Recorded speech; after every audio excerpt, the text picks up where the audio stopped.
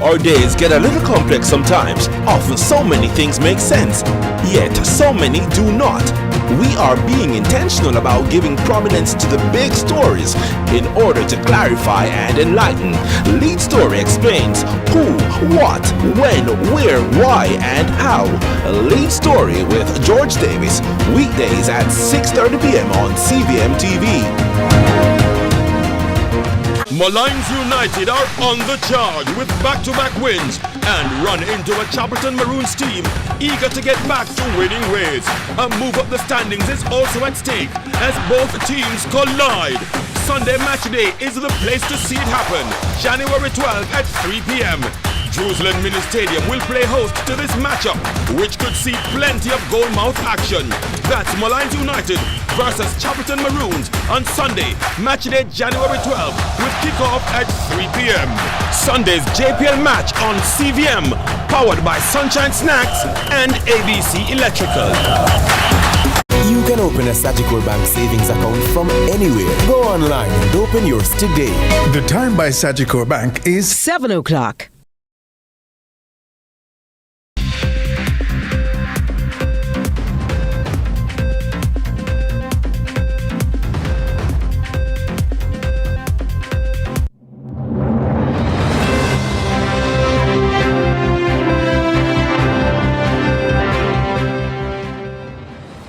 Tonight in News at 7, Deputy Governor General urges judiciary to lead by example, debating sexual offences law reform, and PMP withdraws Rowe from Central Kingston candidacy.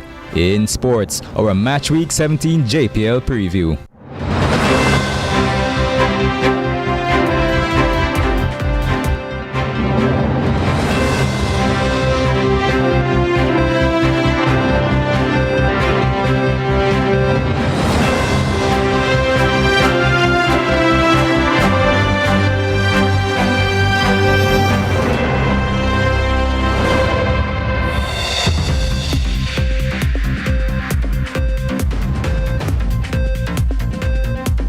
On the charge with back-to-back wins and run into a Chapelton Maroons team eager to get back to winning ways.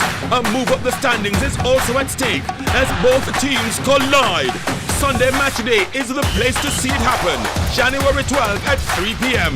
Jerusalem Mini Stadium will play host to this matchup, which could see plenty of goal-mouth action. That's Malines United versus Chapelton Maroons on Sunday, match day January 12th, with kickoff at 3 p.m. Sunday's JPL match on CVM, powered by Sunshine Snacks and ABC Electrical.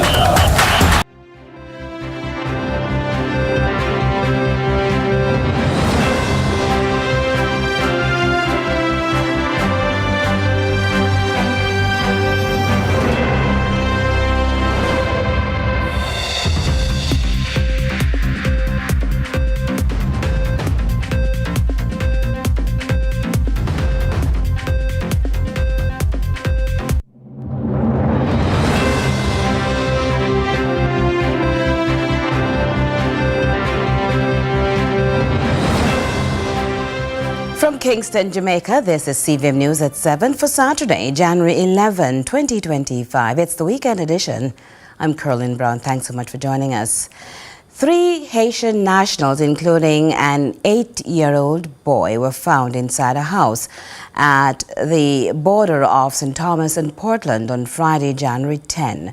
Reports from the Morant Bay Police are lawmen were conducting an operation in the Hectors River area when the dwelling was searched. At the Haitian nationals, 2 females and a male child were discovered. The women, along with a Jamaican man, were taken into custody. The child, on the other hand, was placed in state care. Of course, we can tell you that investigations are ongoing. In a statement issued this morning by General Secretary of the People's National Party, Dr. Dayton Campbell, the PNP announced the withdrawal of Lawrence Rowe as its Member of Parliament candidate for Central Kingston. The party leadership is reported to have held meetings with Rowe and the constituency executive of Central Kingston to emphasize the interests of the constituency as paramount during this period of transition. The People's National Party thanked Lawrence Rowe for his service and his efforts in representing the people of Central Kingston. The country's judiciary is being urged to uphold impartiality and integrity as public trust in institutions continues to be tested. Earlier this week, Deputy Governor General Stedman Fuller delivered the stark reminder to 5 judges elevated to higher offices. Raman Gordon has the details. Fuller's address was both a challenge and a warning.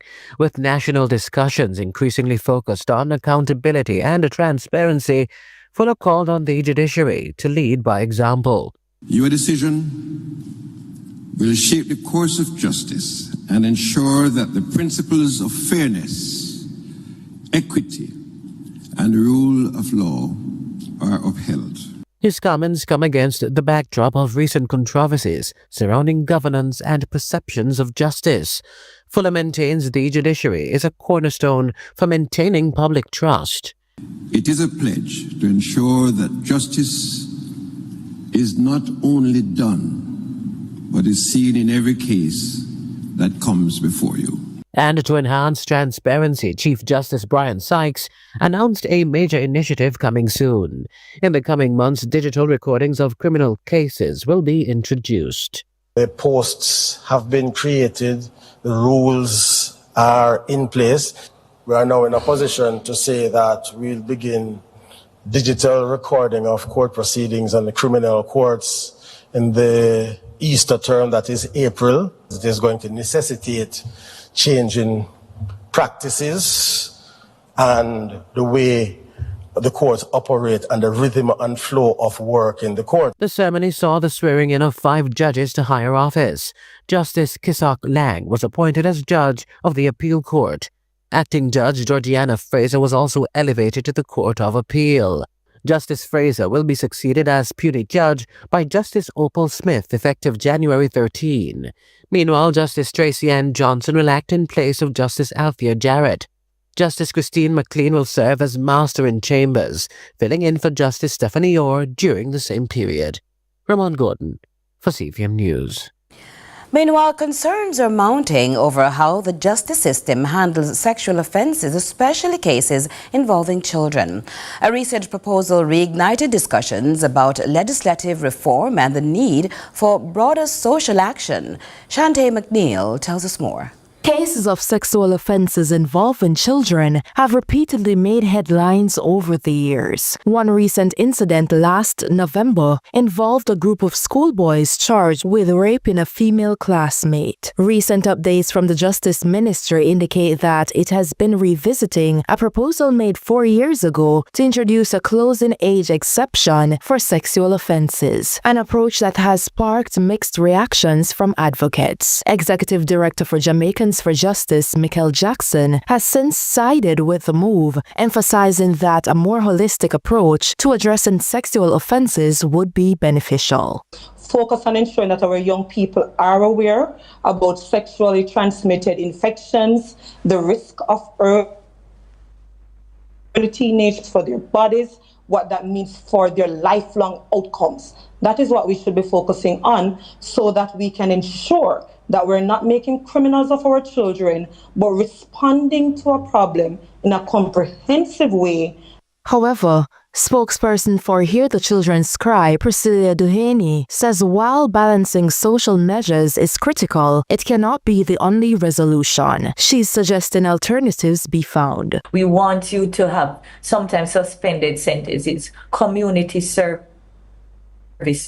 We are looking at maybe managing you in terms of counseling, yes, sessions, church involvement, and trying to put things in place. But you may have circumstances that someone may have to be incarcerated even for a short time, and also allowing them somewhat of a shorter period for an expungement, for them to understand. Jackson also highlighted the justice system's mounting backlog, which has left serious sexual offences awaiting trial as a disadvantage, instead pointing to areas she believes requires more urgent attention. JFJ did an analysis based on data. A significant portion of the children who are being diverted and the matters for which they're being diverted seems to be girlfriend and boyfriend sex. So we are wasting state resources that could have otherwise been allocated to children who could have been at risk of gang involvement, those who are at risk of bringing the illegal firearms to schools and so on, rather than looking at how we strengthen the health and family life and education program. Recent data from the Office of the Director of Public Prosecutions revealed that 363 sexual offense cases were listed for the Hillary term. Of those, 164 were rape cases and 156 involved sexual intercourse with minors under 16 years of age. Advocates are now urging collective action from the government, parents, teachers, and communities to tackle these alarming issues meaningfully. Shante McNeil, CVM News. The Minister of Agriculture, Fisheries and Mining, Floyd Green, has provided an update on the progress made towards the recruitment and training of agricultural wardens. Under a 3-year program, 300 wardens are expected to be recruited and assigned in strategic locations to deter and detect acts of pederasty at an estimated cost of $1.8 billion. Based on the last numbers that we looked at, we are already past the amount that we need for the first year.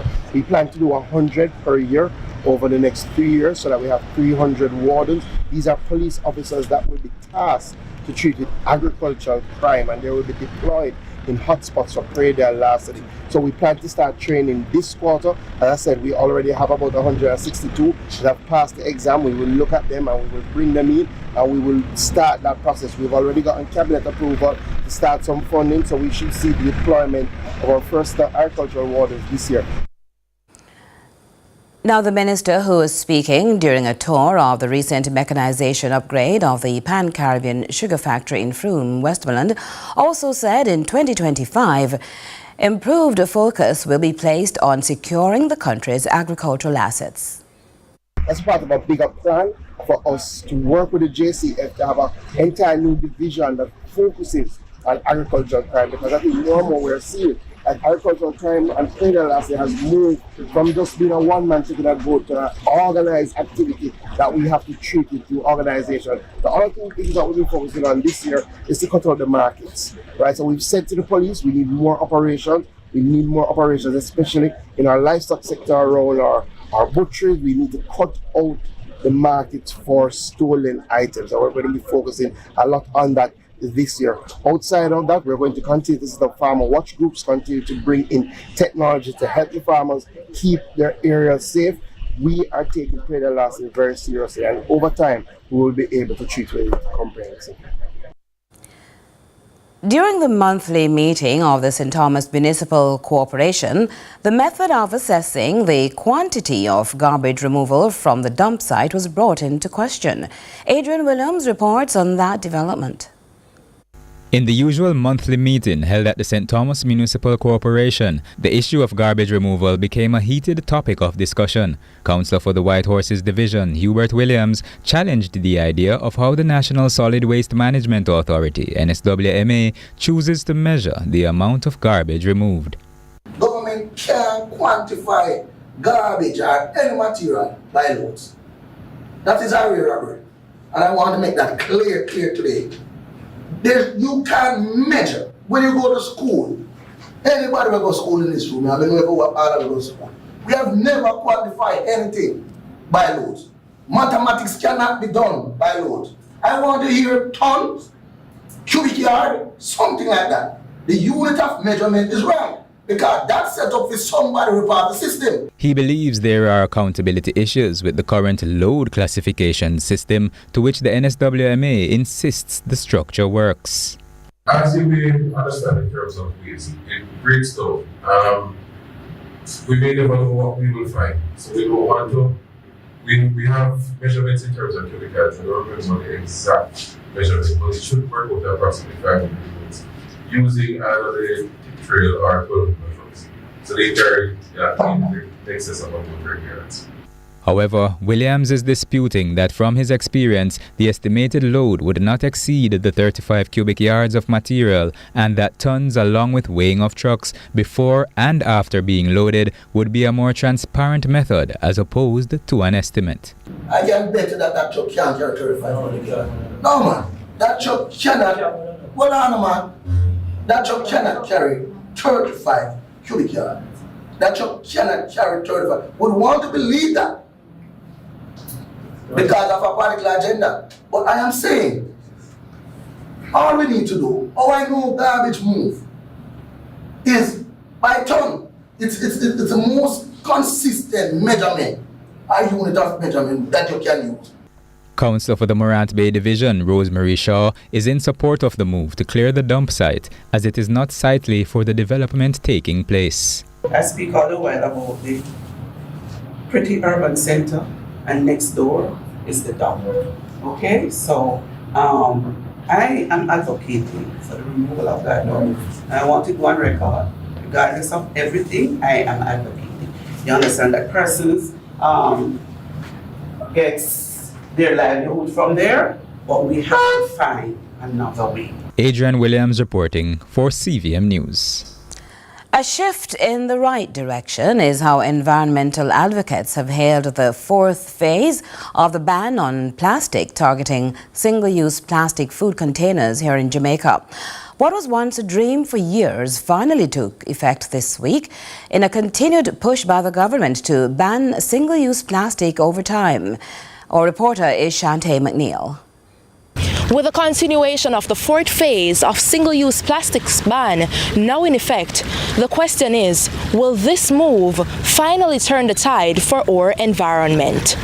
Effective January 9, the use and distribution of single-use plastic food containers was officially prohibited. While exemptions remain for pre-ordered imports made before the cutoff date, the move is being hailed as a victory by environmental advocates. Head of the Jamaica Environment Trust, Teresa Moody, called the ban a step in the right direction. This is a good move because any action, any focus of removing and eliminating plastics in our daily life is very important. So this ban, while it doesn't tackle some of the more pressing issues that we see or the more pressing types of plastics that we see on our coastal environment, it is still a good step in the right direction. Despite concerns about the durability of alternatives, the environmental expert urged Jamaicans to consider the long-term implications of continued plastic use. There's a health implication to consuming things with plastic that are wrapped in plastic. And so it is very important that we move away from plastic any way, shape, and form for food. Even when you're microwaving your food container, microwaving your food, they say don't microwave in plastics because plastics release toxins. And if it also is exposed to sunlight for any period of time, you see it also breaking down, not biodegrading, but breaking down and releasing microplastics, which are entering our body. So Representative from the Caribbean Coastal Area Management Foundation, Troy Franklin, highlighted the devastating impact plastics have on marine life. Some of the other issues we've been seeing is a lot of the animals like sea turtles and so on, we've been having issues where they keep eating the plastics and end up dying. And we don't really know why until we cut them open and realize they're just, all these plastics just, how do you say, they're not passing through their system. So they kind of just choke on it all. Looking ahead, the next phase of the ban in July 2025 will extend to personal care and cosmetic products containing microbeads. Shantae McNeil, CVM News. Stay with us, CVM News at 7. We'll continue in a moment.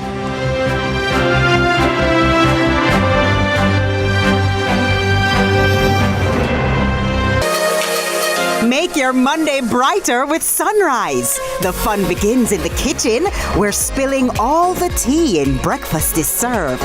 Then we head to a special money masterclass. Carlton sits down with the Honorable Favour Williams. Court is in session. We'll let the learning continue in Law and Order JA. Then we'll kick back with a Jamaica Premier League match week preview.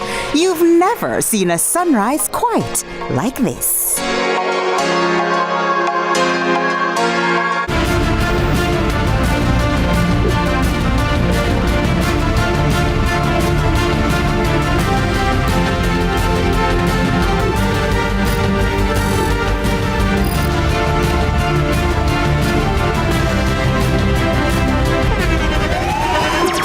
the internationally acclaimed On Stage with Winford Williams. At a new time, Saturdays at 8 p.m. on CVM TV. So much more than entertainment.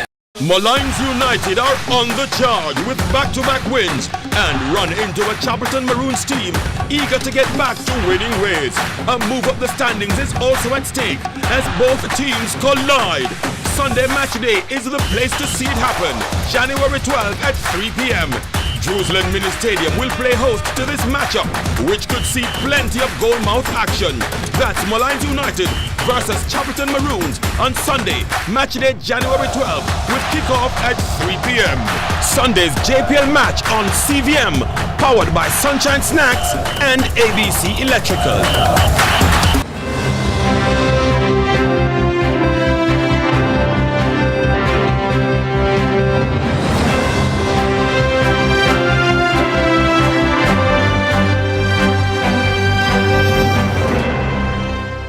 As we welcome you back, we go right away to all regional and international news.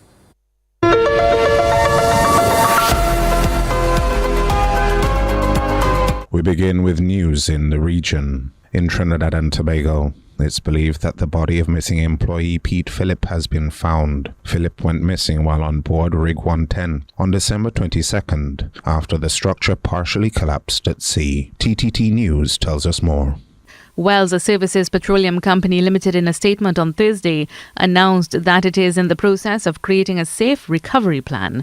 Phillip went missing on December 22nd while on board Rig 110, which partially collapsed at sea. In their statement, Wells Services noted that in discussions with the family, they have communicated having identified the possible location of Mr. Pete Phillip.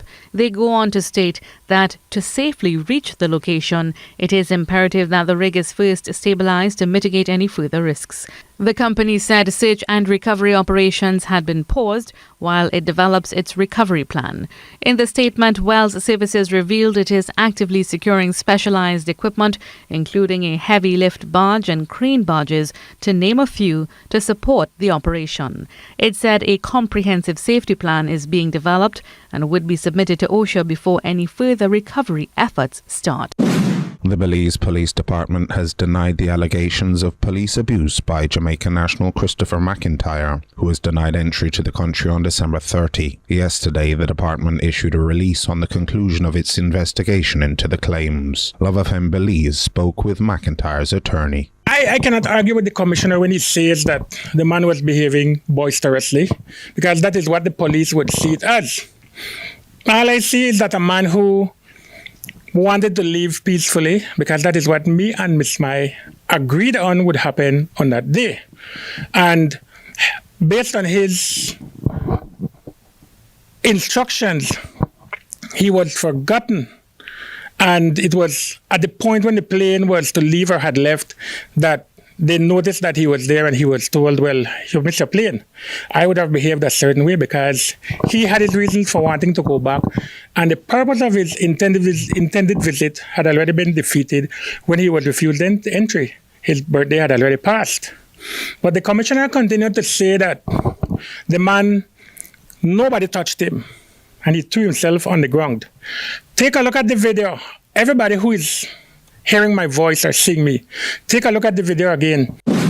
And in international news, Nicolas Maduro has been sworn in as Venezuela's president for a third term. The ceremony went ahead despite international calls for him to stand aside after July's disputed election. The details from Al Jazeera.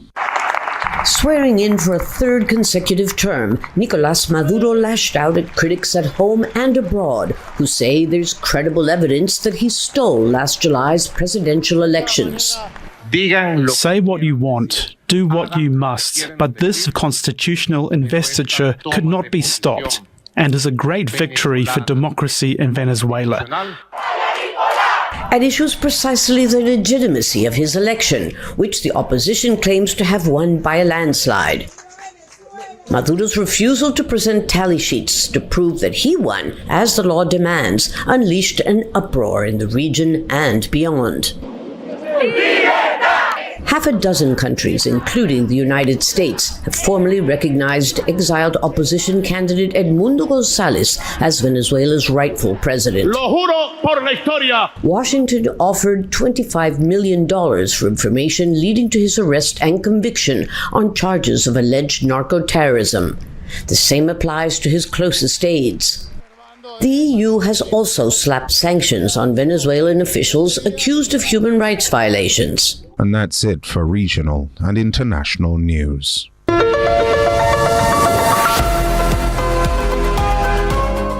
Now, with schools back in session, for This Inspired Jamaica, it's a good time to revisit the game-changing impact on the final score of a project when each student actively picks up the healthy habit of teamwork. Reach out and touch somebody's hand. Make this world a better place if you can. Hi, my name is Leanne Ranger. I go to Hillel Academy and I'm in Upper 6. Hi, I'm Laura and I'm in Lower 6 at Hillel Academy. My name is Mia Castera and I attend Hillel Academy as a Lower 6 former. Hi, I'm Emily and I'm in Lower 6 at Hillel Academy. These teenagers all have different career goals, but they were able to team up for their international baccalaureate IB diploma program. We all have to do a CAS project, which stands for Creativity, Active and Service. So we got a group together and we decided we're going to do a service and we want to donate to the Jamaica Cancer Society. The four-man team went to the field with a psychological advantage. Everybody in Jamaica loves football, so let's do a football match, a charity football match. And the name, how did it come about? Okay, so actually we had like really weird names. Like I think we had like Kicking It, and they're like, that's the name of a TV show. And they're all like, okay, what about For a Cause or whatever? So we kind of combined the two because we're clashing heads. So we just said Kicking For a Cause. So like we plan to do a different cause each time because we want to kick not only for one cause but different causes because there's so much issues that we can like help and give back to the community. My name is Lloyd Holmes. I'm the high school principal at Hillel Academy. My role in this is to support. So they come up with these ideas. I say to them, give me a proposal. Tell me what you want to do. I'll ask the right questions so that you can get this off the ground. So they put this entire thing together. They know what their motivations were, and I just said, this can work. Kick it for a cause! It was through accurate passes they pulled off a massive 0.5 mil at this level in a highly competitive field at their school. Just that in a few days they were able to put this together, and I think now is the most successful student project that we have run here at Hillel Academy. It has raised the most funds. Of course, there were challenges along the way, including a clash with the last day of girls and boys champs. But kudos to community support, volunteers, teachers, and a class coordinator. As for this post-match tackle... But Hillel not known for football, girl.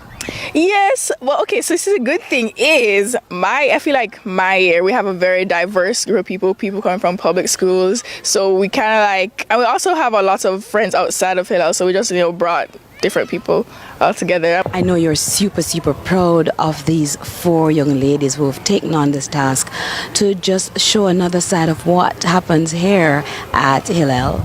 Absolutely. This is not just about academics for us here. It's about building the whole person. And when we encourage our students to give back, this is what it amounts to.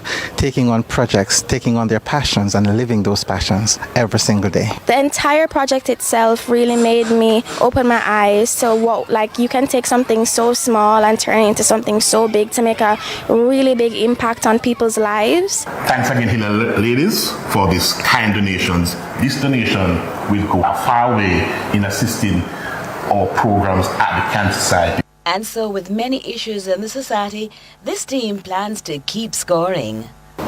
So the Kick In project has set a standard here at Hillel, and each flag you see there represent the nationality of at least one child that attends this noble institution, Hillel Academy, where respect and responsibility dwell. They're proud to say that.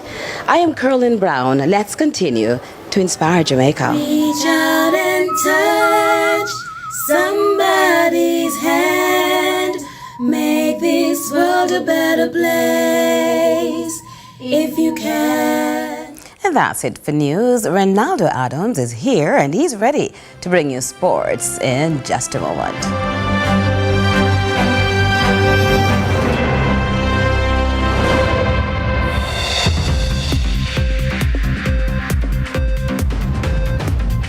Hey you know all the people in your business? You should take advantage of CVM TV's unbeatable small business advertising package. Trust me. And get your goods and services in front of your customers today. For $150,000, you get a high-quality professional commercial. Plus 20 prime-time commercial spots. That's massive exposure at a fraction of the cost. Including on the #1 morning show in Jamaica.